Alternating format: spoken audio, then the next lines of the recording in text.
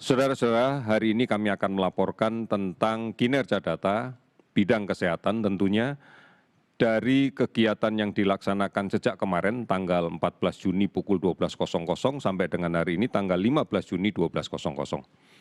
Kita telah melakukan pemeriksaan spesimen sebanyak 8.776.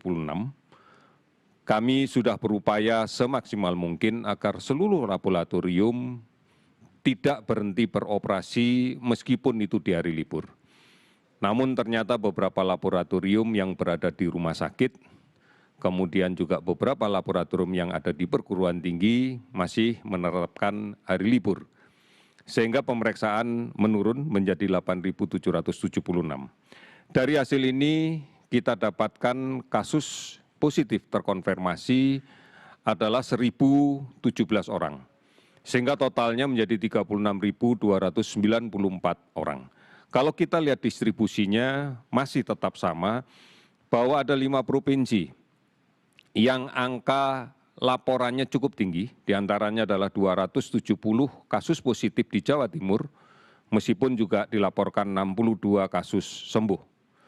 DKI Jakarta 142 kasus, meskipun dilaporkan juga ada 106 kasus yang sembuh. Jawa Tengah 116 kasus, 36 sembuh, Sulawesi Selatan 101 kasus, 142 sembuh, dan Kalimantan Selatan 66 kasus, 16 sembuh. Kami sudah mengkoordinasikan dengan Dinas Kesehatan setempat. Penambahan ini karena dilakukannya pemeriksaan secara masif dari kontak tracing yang agresif dilakukan. Semua kasus kontak positif dengan orang yang kita rawat, kita lakukan tracing. Dan inilah yang kemudian ditindaklanjuti dengan melakukan testing. Angka-angka inilah yang berkontribusi cukup besar di dalam capaian hasil yang kita dapatkan hari ini. Namun ada 19 provinsi yang melaporkan kasusnya di bawah 10. Bahkan ada 11 provinsi yang hari ini tidak ada laporan kasus positif sama sekali. Sebagai contoh, Papua hari ini tidak ada laporan kasus positif, namun melaporkan 63 sembuh. Ini sebuah kabar yang cukup baik untuk kita. Kemudian Banten hari ini melaporkan 3 kasus dan 20 sembuh. Bali 19 kasus dan kemudian dilaporkan 28 kasus sembuh.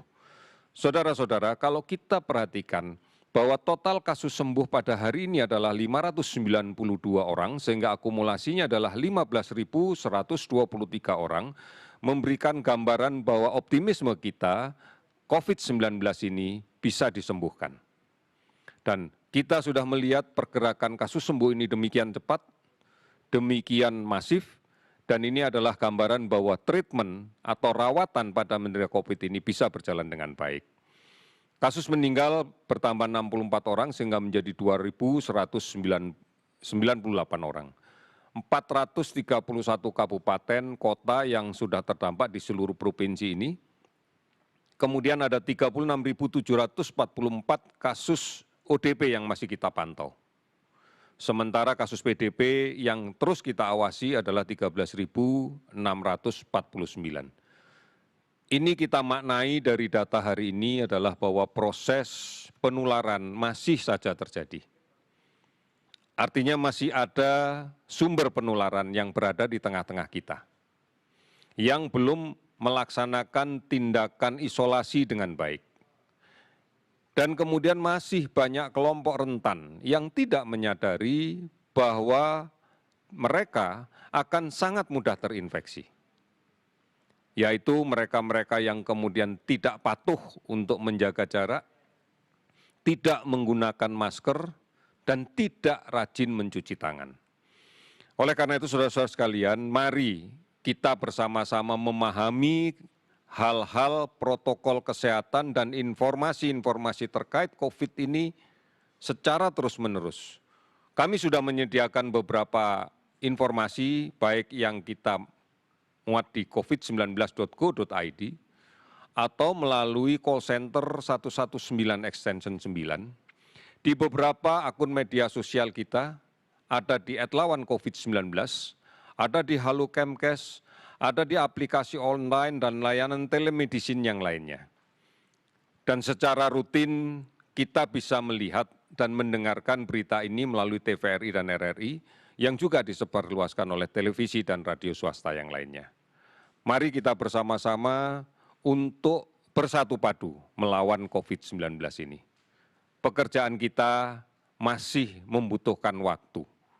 Oleh karena itu, mari kita tetap bergotong royong, konsisten, dan kemudian harus bersabar. Karena keberhasilan penanggulangan COVID-19 ini sangat tergantung dari perilaku kita sendiri. Kita pasti bisa melakukan ini, kita pasti bisa. Terima kasih, selamat sore.